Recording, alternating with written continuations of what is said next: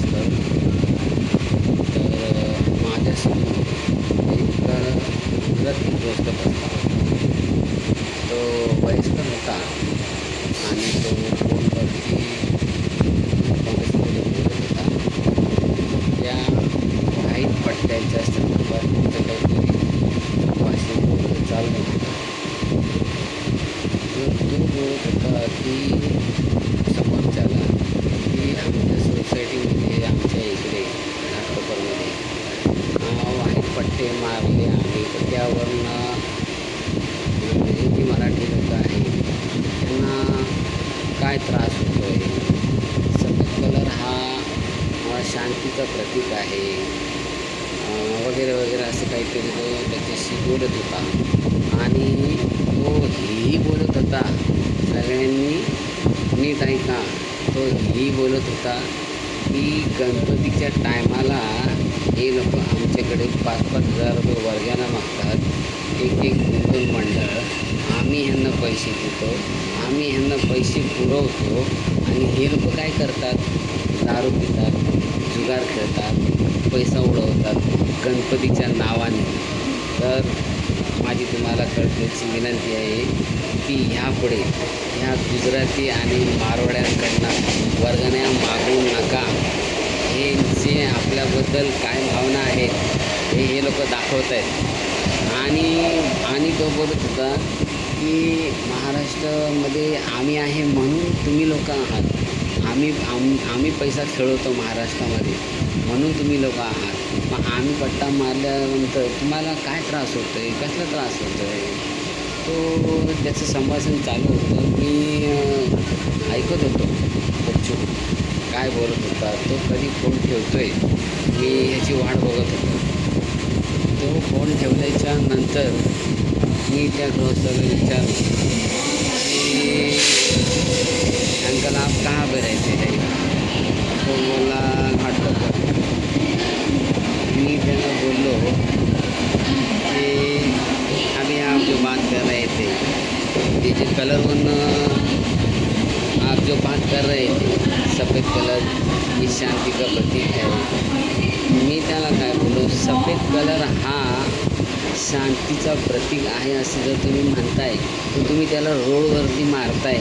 त्या रोडवरून आपण चालणार, लोक चालणार, तर त्या सफेद कलरचा अपमान नाही होणार का.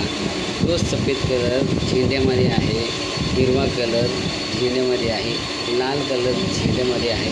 मी त्याला बोललो जर हेच काम जर मुसलमान लोकांनी जर केलं उद्या ते लोक बोले आम्ही पण हिरवा कलर मारतो, आमचा हिरवा कलर हा म्हणजे आम्ही हिरवा कलरला मानतो. तुमच्या सोसायटीमध्ये जर कोणी जर असं केलं तर तुम्हाला चालेल का. आता आमच्या सोसायटीमध्ये मुसलमान कोण राहतच नाही. मी म्हटलो त्याला की हे जे सगळं काम आहेत ना कलर वगैरे हे जे तुम्ही मारताय ना हे सार्वजनिक ठिकाणी चालत नाही. तुमच्या मंदिराच्या आतमध्ये तुम्हाला काय सफेद मारायचे काय करायचं पूर्ण सफेद करा ना, पण तुम्ही सार्वजनिक ठिकाणी कशाला करताय. म्हणजे तुम्ही दोष निर्माण करताय, एकामेकामध्ये भांडणं लावायचं कामं तुम्ही करताय. रस्त्यावर तुम्ही सफेद कलर कशासाठी मारताय, उलट तुम्ही त्या कलरचा अपमान करताय. आणि मी तो एक व्हिडिओ पण ऐकला होता की काही सफेद कलर मारल्यामुळे किडी जे मकोडे जे काय पायाखाली घेऊन जे मरतात ते दिसतात. ते म्हणजे आमच्या धर्मामध्ये आम्ही पाप मानतो. अरे मग ज्या टायमाला ते एवढं मोठं जंगल तोडलं, कितीतरी हेक्टरचं जंगल तोडलं, कितीतरी जीव प्राणी होते ते नुसते तळमळत होते, जंगल तोडत होते. त्या टायमाला जैन धर्माला कळकळ आली नाही का. जैन धर्म का उठला नाही, का जागा झाला नाही की बाबा का तुम्ही तोडता म्हणून हे सगळं. तर मला सांगण्याचं तात्पर्य एकच आहे की सार्वजनिक ठिकाणी जर हे लोक हे काही कोणी नाही धर्माचं असेल जर असं स्वतःच्या धर्माचा प्रचार करत असेल आणि दादागिरी करत असेल तर त्याला सगळ्यांनी विरोध केलाच पाहिजे. आता तर मला वाटतं की हे हळूहळू आहे ना सुरुवात करतायत.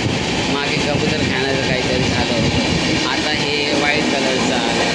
ते आपल्या महाराष्ट्रामध्ये आपल्या मुंबईमध्ये का सीझन हे तयारच असतं आणि त्याच्यावरनं हे भांडणं लावण्याचं काम चालू आहे.